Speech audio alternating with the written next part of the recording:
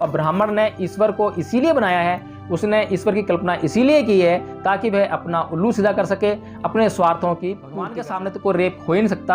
हाँ, पत्थर की मूर्ति जिनको ईश्वर लोग मानते हैं, हिंदू लोग ज़्यादा मानते हैं, तो उनके सामने रेप होते रहते हैं और वहाँ पर कोई भी। आप ये देखिए कि एक तरफ तो ईश्वर है जिसके बारे में हम कुछ भी नहीं जानते हैं, हम भी अंधे हैं, बताने वाला भी अंधा है। एक अंधा दूसरे अंधे को बता रहा है और एक अंधे के बताने पर दूसरा अंधा बस उसको मान कि हिंदू लोग जो है हमेशा भगवान से कुछ कुछ मांगते रहते हैं, हमेशा मांगने में लगे रहते हैं। ऐसा उनको लगता है कि जो भी कुछ मांगेंगे उनकी सारी मुरादें, सारी इच्छाएं भगवान ईश्वर जो है पूरी कर देगा। इसीलिए वहां पर ईश्वर शब्द जन्म वाली बात है, इसको हम जो है वैज्ञानिक तरीके से समझने का प्रयास करें।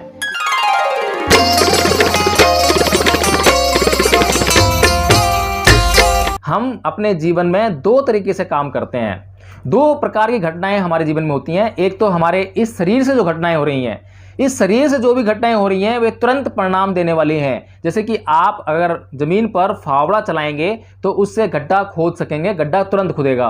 आप अगर पानी पिएंगे तो तुरंत ही उसका परिणाम मिलेगा, आपकी प्यास बुझ जाएगी। यानी कि इस शरीर से जितने भी आप कार्य करेंगे वो आपको तुरंत परिणाम देने वाले हैं, लेकिन आपकी मानसिक अवस्थाएं भी आपको परिणाम देती हैं। आज आपके मन में कोई भी किसी भी प्रकार की बुरी मानसिक अवस्था ने घर कर लिया तो वो आज आपको उसका परिणाम नहीं देगी, लेकिन वो धीरे धीरे धीरे धीरे बढ़ती रहेगी और उसका रिजल्ट आपको धीरे धीरे जीवन में मिलेगा।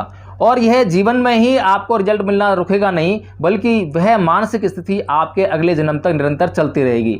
तो बुद्ध ने आत्मा का निरोध किया और उस पुनर्जन्म का विरोध किया जो कि हिंदू धर्म के लोगों का पुनर्जन्म है। बल्कि बुद्ध ने चित्त की बात बताई। चित्त पर उन्होंने ऐसा कहा कि आप चित्त पर काम करके आप उसको सुधार सकते हैं। ऐसा नहीं है कि आत्मा के बारे में जैसा कृष्ण जी ने गीता में कहा कि चित्त तो जो है अजर अमर है, वह अपरिवर्तनशील है, उस पर कुछ भी किसी भी प्रकार का प्रभाव नहीं पड़ता। लेकिन साथियों, बुद्ध ने हमें यह बताया कि चित्त पर आप अपने प्रयासों के द्वारा उसे सुधार सकते हैं। इसीलिए आज इस जीवन में आप अपने चित्त को जितना सुधार लेंगे, आप अगले जन्म में अपने चित्त को वहीं से प्राप्त करेंगे। लेकिन फिर से वह संभावना है, क्योंकि आपको फिर से उस पर प्रयास करना पड़ेगा। उस चित्त को जो आपने इस जीवन में सुधारा है, आप वहां शुरू तो करेंगे, लेकिन आप वहां से पीछे की तरफ भी आ सकते हैं और वहां से आगे की तरफ भी जा सकते हैं। यह आपके प्रयासों में सम्मिलित है। यानी कि बुद्ध ने कर्म का सिद्धांत बताया कि आप अपने कर्म के हिसाब से, अपने कर्म के आधार पर अपनी मानसिक अवस्थाओं को सुधार कर सकते हैं। और यदि आपने अपनी मानसिक स्थितियों में सुधार कर लिया तो आप अपने जीवन में उन सभी चीज़ों को पा सकते हैं और उस सुख को पा सकते हैं जिससे कि आप अपनी गलत मानसिक स्थिति की वजह से दुख में पड़े जा रहे हैं। जैसे कि बुद्ध ने हमें बताया कि गरीबी एक रोग है। अगर गरीबी से हमें छुटकारा पाना है तो उसके लिए हमें सबसे ज़रूरी है कि हम परिश्रम करें, मेहनत करें और धन कमाएं। अब लेकिन एक व्यक्ति प्रमादी है और प्रमादी होने के कारण वह उद्यम नहीं करता है, परिश्रम नहीं करता है, तो वह अपनी गरीबी कैसे दूर कर सकता है। इसीलिए सबसे पहले उसको उद्यम करने के लिए, परिश्रम करने के लिए सबसे ज़रूरी बात जो है वो ये है कि वह अपने मन की स्थिति को सुधारे और अपने मन में जो उसके विचार यह आ रहा है कि वह आराम कर ले, उस विचार को त्यागे और दूसरे यह बात समझ कर कि उसके लिए परिश्रम जरूरी है, वह इस विचार को धारण करे कि वह आराम ना करके उस काम को करे, परिश्रम को करे, ताकि वह अपनी गरीबी को दूर कर सके। तो साथियों, ये जो मानसिक स्थितियां हैं, मानसिक स्थितियां हमें हमारे कर्म में परिणत होती दिखाई देती हैं, परिणत होती हैं, उसका परिणाम हमें मिलता है। इसीलिए बुद्ध ने दो बातें बताई हैं। एक तो जो आप इस शरीर से कर्म करते हैं और दूसरा आप जो मन में जो भावनाएं आपकी आती हैं वो धीरे धीरे आपको किसी न किसी कर्म की ओर उन्मुख करती हैं। इसीलिए बुद्ध ने बहुत महत्वपूर्ण गाथा, पहली गाथा में यह कहा कि मनोपबंगमा धम्मा मनोसेठा मनोमया मनसा च पदुठेन भासती वा करोति वा तो नंग दुखमन वेत्ति चक्कं वै भैतोपदंग। और इसको सुधारने के लिए बड़ी अच्छी देशना दी बुद्ध ने। उसमें यह कहा कि फंदनंग चप्पलंग चित्तंग दुरखंग दुनिवार्यंग उजुंग करोति मेधावी उसुकारो वै तेजनंग। यानी कि पहली गाथा में यह बोल रहे हैं बुद्ध कि ये जो मन है ये सभी प्रकार की प्रवृत्तियों का अगुवा है। यानी कि कुछ भी जो शुरू होता है आपके शरीर के द्वारा या आपके मन में, वो सबसे पहले मन में शुरू होता है और मन में शुरू होता है तभी आप जो है आगे काम करने के लिए प्रवृत्त होते हैं। गीता में जो श्री कृष्ण कहते हैं उससे बिल्कुल अलग हटके ये सिद्धांत है। वहाँ पर मन की बात बिल्कुल नहीं है, चित्त की बात बिल्कुल नहीं है, चित्त के ऊपर बिल्कुल जोर नहीं है, बल्कि बुद्ध पूरा का पूरा जोर जो है चित्त पर देते हैं। इसीलिए दूसरी जो गाथा मैंने बताई इसमें बुद्ध यह कहते हैं कि जो मन है या चित्त है वो चंचल है, क्षणिक है, जरा सी देर में इधर से उधर हो जाने वाला है। इसीलिए इसको जो सीधा करने का काम करते हैं, इसको जो मेधावी पुरुष होते हैं वो इसको सीधा करने का काम करते हैं, और उसी प्रकार से इसको सीधा करते हैं जैसे बाण बनाने वाला बाण को सीधा करता है। बहुत ही मेधावी परिश्रम का काम है चित्त को सीधा करना, और बुद्ध का पूरा धर्म जो है चित्त को सीधा करने पर ही है। इसलिए सपना जी, मैं आपसे आग्रह करूंगा कि जो पुनर्जन्म वाली बात है इसको हम जो है वैज्ञानिक तरीके से समझने का प्रयास करें, इसको अंधविश्वास से लिप्त होकर ना समझें, इसको हम जो है बुद्ध के मार्ग पर चलकर, बुद्ध के ज्ञान को समझकर, आप बुद्ध की किताब पढ़ें, और बुद्धाइन धम्मा में परम पूज्य बाबा डॉक्टर भीमराव अम्बेडकर ने इस पर बहुत अच्छी तरह प्रकाश डाला है, आप उसको पढ़ें तो उसमें आपको थोड़ा सा प्रकाश मिलेगा। उसके बाद और भी थोड़ा सा सोचें, समझें और रिसर्च करें तो आपको इसके ऊपर जो है बहुत ही अच्छी आपको नॉलेज होगी। सपना जी, आपने लिखा है कि सर हम भगवान को नहीं मानते और भगवान को मानने वाले से जरूर डर लगता है, अंधभक्ति खतरनाक होती है। बहुत सही बात कही आपने, लेकिन आप यहाँ पर भटकाव में हैं। आप ईश्वर को और भगवान को एक ही स्तर पर रख रही हैं। ईश्वर में और भगवान दोनों शब्दों में बड़ा अंतर है। ईश्वर का मतलब होता है इस माने इच्छा करना और वर माने देना, यानी कि जो इच्छा करते ही दे दे उसको ईश्वर कहा गया। आपके वेदों में, पुराणों में, सब जगह जो है ईश्वर शब्द मिलेगा, लेकिन जो बुद्ध के बाद ब्राह्मणों के रचित ग्रंथ हैं वहां पर ही सिर्फ आपको जो है भगवान शब्द मिलेगा। इसका मतलब यह है कि हिंदू धर्म के लोग जो हैं ईश्वर शब्द की व्याख्या करते हैं, और ईश्वर यानी कि जो आपको मांगने पर कुछ भी दे दे। और ऐसा हम देखते भी हैं कि हिंदू लोग जो है हमेशा भगवान से कुछ कुछ मांगते रहते हैं, हमेशा मांगने में लगे रहते हैं। ऐसा उनको लगता है कि जो भी कुछ मांगेंगे उनकी सारी मुरादें, सारी इच्छाएं भगवान ईश्वर जो है पूरी कर देगा, इसीलिए वहां पर ईश्वर शब्द प्रयुक्त हुआ है। लेकिन जब बुद्ध का सिद्धांत इस दुनिया में प्रचलित हो गया और बुद्ध ने हिंदू धर्म के सभी सिद्धांतों को चूर चूर कर दिया, खत्म कर दिया, तो उसके बाद ब्राह्मणों को उन्हीं सिद्धांतों को तोड़ मरोड़ कर अपने ब्राह्मणी सिद्धांतों में प्रयुक्त करना पड़ा, अपने ग्रंथों में उनको लेकर आना पड़ा, क्योंकि भगवान शब्द की बड़ी महत्ता प्रकट हो गई थी। क्योंकि भगवान शब्द का अर्थ हुआ भग्ग रागो भग्ग दोषो, यानी कि राग और द्वेष जैसी जो बुराइयां होती हैं मन के अंदर उनका भगन करने वाला। जब वंदना करते हैं तो हम उसमें बोलते हैं कि नमो तस्य भगवतो अरहतो सम्मा संबुद्धस्य, यानी कि मैं उन सम्यक संबुद्ध को नमन करता हूं या करती हूं जिन्होंने अपनी 6 इंद्रियों पर पूर्णतः नियंत्रण स्थापित करके अपने भीतर से काम, क्रोध, मोह, लोभ, द्वेष, तृष्णा, ईर्ष्या आदि सभी बुराइयों को समाप्त करके विशुद्ध चित्त को प्राप्त कर लिया है। तो अब ये देखिए कि एक तरफ तो ईश्वर है जिसके बारे में हम कुछ भी नहीं जानते हैं, हम भी अंधे हैं, बताने वाला भी अंधा है। एक अंधा दूसरे अंधे को बता रहा है और एक अंधे के बताने पर दूसरा अंधा बस उसको मानकर ही चले जा रहा है। दूसरी तरफ हमारे सामने भगवान शब्द की पूरी व्याख्या है, जिसमें कि यह कहा गया है कि कोई भी व्यक्ति इस संसार में, कोई भी व्यक्ति यदि अपनी इंद्रियों पर नियंत्रण स्थापित कर लेता है और अपने भीतर से इन काम, क्रोध, मोह, लोभ, द्वेष, ईर्ष्या, तृष्णा, ईर्ष्या आदि सभी बुराइयों को निकाल बाहर करके अपने चित्त को परिशुद्ध कर लेता है, तो वह भगवान की श्रेणी में आ जाएगा, भगवान बन जाएगा, उसे भगवान हम कहेंगे। तो भगवान और ईश्वर में बहुत फर्क है, इसलिए आप जो है भगवान से मत डरिए, बल्कि भगवान से आप प्यार कीजिए और खुद भी भगवान बनने की राह पर आइए, खुद भी भगवान बनने का प्रयत्न कीजिए। तो इसके बाद सपना जी आप कहती हैं कि पत्थर की मूर्ति चुपचाप रहती है, रेप तक नहीं रोक सकती, भगवान की ही वजह से तो रेप होता है। हाँ, आपने बिल्कुल ठीक कहा, लेकिन जैसा मैंने बताया अभी आपको कि ईश्वर रेप होते देखता है लेकिन भगवान नहीं। भगवान तो उस रेप को होने ही नहीं देंगे, उसके सामने तो कोई अपराध घटित हो ही नहीं सकता। जैसा कि बुद्ध के जीवन काल में हमने देखा कि मदिरा पिए हुए हाथी को, मदमस्त हाथी जो पागल हाथी है, उसको भी बुद्ध ने कंट्रोल कर लिया। अंगुलीमाल जैसे हिंसक प्राणी को अपने कंट्रोल में कर लिया। तो ये कोई चमत्कार नहीं थे, ये प्रभाव था उस व्यक्तित्व का जो कि 6 इंद्रियों के नियंत्रण करने पर प्राप्त होता है।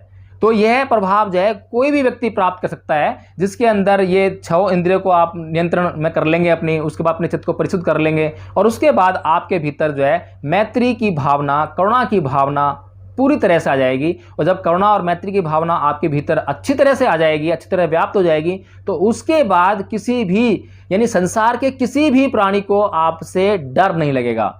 और जब किसी को डर नहीं लगेगा, बल्कि जो अपराधी किस्म के लोग हैं वो अपराध करने से आपके सामने स्वतः डरेंगे, इसीलिए भी अपराध नहीं कर सकेंगे।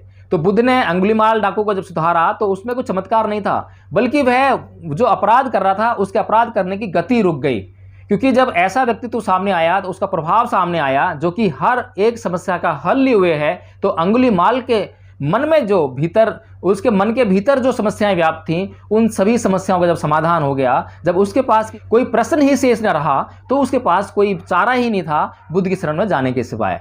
तो इसी प्रकार से जो जिनका चित्त परिशुद्ध हो जाता है, उनके सामने कोई आपराधिक घटनाएं नहीं घटती हैं, ना अपराधी किसी घटना को कारित कर सकते हैं। तो इसीलिए भगवान के सामने तो कोई रेप हो ही नहीं सकता। हाँ, पत्थर की मूर्ति जिनको ईश्वर लोग मानते हैं, हिंदू लोग ज़्यादा मानते हैं, तो उनके सामने रेप होते रहते हैं और वहाँ पर कोई भी उसमें रोकथाम नहीं हो सकती है। इसके बाद आपने कहा है कि अगला जन्म पिछला जन्म होता ही नहीं, क्योंकि नया नया परिवर्तन होता रहता है। इंसान पहले कुछ और था, आज इंसान है, और आगे क्या रहेगा ये तो वैज्ञानिक ही तलाशते हैं, कुछ टेक्नोलॉजी आएगी। बहुत बढ़िया, बहुत अच्छी बात आपने कही है। लेकिन अगला जन्म पिछला जन्म होता है और आप इसी जन्म में उसको महसूस कर सकते हैं, क्योंकि आप निरंतर अपने जीवन में परिवर्तन कर रहे हैं। आप जो बचपन में थे वो आप जवानी में नहीं हैं, और जो जवानी में होंगे वो बुढ़ापे में नहीं होंगे। तो ये भी जन्म है, और ये इसी तरह से जन्म है जिस तरीके से आपका जो शरीर है वो सेल से बना है, और सेल्स हम जानते हैं, वैज्ञानिकों ने यह स्पष्ट कर दिया है कि प्रति क्षण आपके लाखों सेल्स मर रहे हैं और नए सेल्स बन रहे हैं। अगर प्रति क्षण आपके लाखों सेल्स मर रहे हैं और नए सेल्स बन रहे हैं, तो यानी कि आपका प्रतिपल आपका पुनर्जन्म हो रहा है। लेकिन ये चित्त जो है वही है जो बचपन में था, ये चित्त का विकास हो रहा है। आप पूरे जीवन में चित्त का ही विकास करते हैं, बाकी आपके शरीर का तो पुनर्जन्म होता ही रहता है। ये उसी तरीके से है जैसे कि दीपक की जो बाती होती है वो आपको जहाँ से शुरू होती है रात को और सुबह तक जलती रहती है, लेकिन सुबह जलती हुई बाती वही नहीं है जो रात को जल रही थी, लेकिन लॉ वही है, लॉ वही चलती जा रही है। जैसे कि बल्ब और बिजली, बल्ब चेंज कर देते हैं, बल्ब खराब हो जाए तो, लेकिन विद्युत वही रहती है। तो इसी प्रकार से हमारे शरीर में चित्त की अवस्थाएं बनी रहती हैं, और जो कोशिकाएं हैं वो नष्ट होती हैं, फिर दोबारा बन जाती हैं। शरीर नष्ट हो जाता है, फिर दोबारा से बनेगा, लेकिन वो उसकी फॉर्मेशन अलग हो जाएगी, उसका रूप रंग बदल जाएगा, लेकिन चित्त जो है अपनी अवस्था में रहेगा, वह विकास करता रहेगा। और चित्त जब तक जन्म लेता रहेगा जब तक आपके भीतर जन्म के प्रति जरा सी भी लेस मात्र तृष्णा बाकी है। इसके बाद आपने लिखा है कि हाँ, सच कहा, अगर भगवान है तो संघर्ष, फिर क्यों पढ़ना लिखना चाहिए? भगवान को तो सब कुछ बिना मांगे दे देना चाहिए, और भगवान ने दुनिया बनाई है थी तो कुछ और भी बना सकता था। बहुत बढ़िया, आपने बहुत ही ज़्यादा तार्किक प्रश्न किए हैं, और मैं समझता हूँ कि जो अब तो मैंने बात बताई आपको उससे आपको इनका जवाब मिल गया होगा। इसके बाद आपने लिखा है कि यह सब इंसान को उसके काम से भटकाने का षड्यंत्र है, ताकि इंसान अपना काम छोड़कर भगवान के पीछे ध्यान में मगन रहे, ताकि इंसान संघर्ष ना करे, पढ़े लिखे ना। बिल्कुल सही कह रही हैं आप कि भगवान शब्द यूज मत करना, आपकी बार ईश्वर शब्द यूज करना, कि यह ईश्वरीय षड्यंत्र है। ईश्वरीय षड्यंत्र यानी कि ब्राह्मण का षड्यंत्र है, और ब्राह्मण ने ईश्वर को इसीलिए बनाया है, उसने ईश्वर की कल्पना इसीलिए की है ताकि वह अपना उल्लू सीधा कर सके, अपने स्वार्थों की पूर्ति कर सके। इसके बाद आपने लिखा है कि मैं अम्बेडकरवादी हूँ, सच्ची हूँ, और जांच पर ही कह रही हूँ, अगला पिछला जन्म नहीं है। मैं मानता हूँ कि आप अम्बेडकरवादी हैं, लेकिन अम्बेडकरवादी सिर्फ आप जो है बुद्ध से पहले तक हैं। जब परम पूज्य बाबा डॉक्टर भीमराव अम्बेडकर ने 14 अक्टूबर 1956 को नागपुर की दीक्षा भूमि में बौद्ध धर्म ग्रहण कर लिया, तो आपको भी बौद्ध बन जाना चाहिए, बौद्ध धर्म को समझना चाहिए, बौद्ध धर्म के सिद्धांतों को समझना चाहिए। जब तक आप बौद्ध धर्म के सिद्धांतों को नहीं समझती हैं, जब तक आप उन पर टीका टिप्पणी नहीं कर पाएंगी, और जब तक आप पूरी अम्बेडकरवादी नहीं बन पाएंगी। अभी आप अम्बेडकरवादी तो हैं क्योंकि आप तर्क करने लगी हैं, आप पंडितों को, ब्राह्मणों के जो षड्यंत्र हैं उनको समझने लगी हैं, अपने दुश्मन की पहचान आपने कर ली है, इसलिए आप अम्बेडकरवादी हैं, इसमें कोई डाउट नहीं है। लेकिन आप जो है अब अम्बेडकरवादी यानी पूर्णतः अम्बेडकरवादी बनने की मार्ग पर हैं, और जब तक आप पूरे अम्बेडकरवादी नहीं बन सकती हैं, जब तक कि आप परम पूज्य बाबा डॉक्टर भीमराव अम्बेडकर के बताए हुए मार्ग पर चलकर बौद्ध धर्म को ग्रहण नहीं कर लेते हैं, उसको अच्छी तरह समझते नहीं हैं, उसका पूरी तरह अध्ययन नहीं करते हैं। इसके बाद आपने लिखा है कि अगर अगला पिछला जन्म है तो आबादी क्यों नहीं बढ़ती? मरने के बाद सब कुछ खत्म हो जाता है। बिल्कुल ठीक कहा है आपने, और मैं ये समझता हूँ कि इसका जवाब मैं अभी आपको नहीं देता, आप खुद चिंतन मनन कीजिए और कुछ और प्रश्न इस पे लेकर आइए, ताकि मैं भी उस पर सोचूं, विचारूं और आपके लिए उन सवालों का जवाब ढूंढ कर लेकर आऊं। क्योंकि मैं भी निरंतर रिसर्च करता रहता हूं, सोचता रहता हूं, विचारता रहता हूं। मुझे अभी तक इतनी ज़्यादा पुस्तकें इस विषय में नहीं मिल पाई हैं जो इसमें पूरी तरह से मार्गदर्शन कर सकें, लेकिन क्योंकि मैं साइंस का स्टूडेंट नहीं हूँ, विज्ञान का छात्र नहीं हूँ, इसलिए मुझे बहुत ज़्यादा समस्या हो रही है। लेकिन विज्ञान जो कि विज्ञान एटम्स की बात करता था पहले, उसके बाद प्रोटॉन्स और इलेक्ट्रॉन्स की उसने उसमें एटम्स को थोड़ा उसने जो है, तो उसके बाद जो है जब हम प्रोटॉन्स और इलेक्ट्रॉन्स की बात करते हैं तो प्रोटॉन्स और इलेक्ट्रॉन्स क्या हैं। और अभी जो आप वायरस के, जब ये कोरोना वायरस फैला तो उसके बाद हमने जो है वायरस का अध्ययन करा कि वायरस होती क्या है। तो वायरस जो है लाइफ का जो सबसे शॉर्टेस्ट जो अंग है, जो हम कहते हैं कि मतलब जो सब शॉर्टेस्ट लाइफ है इस पूरी दुनिया में, जो है जहाँ से जीवन शुरू होता है, वायरस से ही जीवन शुरू होता है, वायरस में जीवन है। और प्रोटॉन और इलेक्ट्रॉन्स आप उसको अगर समझ लेंगे, मैं भी नहीं समझ पा रहा हूँ क्योंकि मैं साइंस का स्टूडेंट हूँ, लेकिन मेरी बड़ी रुचि है साइंस में, मैं समझना चाहता हूँ।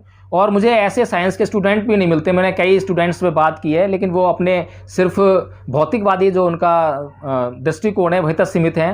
उन्हें पढ़ाई पूरी करनी है, उसके बाद नौकरी करनी है या उनको अपना प्रोफेशन करना है, उसके बाद उनकी रिसर्च जो आगे नहीं बढ़ती है। इसीलिए अधिकतर छात्र जो है मेरे इन सवालों को जवाब नहीं दे पाते हैं, लेकिन मैं ढूंढ रहा हूं ऐसे लोगों को जो मुझे इस ओर जो है और अधिक मार्गदर्शन दे सकें और मेरी जो रिसर्च है उसको जो है परिणति प्राप्त करा सकें। तो मैं समझता हूं कि मेरा वीडियो काफ़ी अच्छा लगा होगा आपको, और कुछ ना कुछ तो आपके दिमाग की जो उलझन थी वो सुलझन में बदली होगी, और कुछ ना कुछ सवालों का हल आपको जो है ज़रूर मिला होगा। और अगर आपको मेरा वीडियो ये पसंद आया है तो आप इसको लाइक करें और चैनल को सब्सक्राइब करें और वीडियो को शेयर करना ना भूलें, क्योंकि हमारी ये जानकारी, हमारी ये बातें, हमारी ये चर्चा और लोगों तक भी पहुंचनी चाहिए।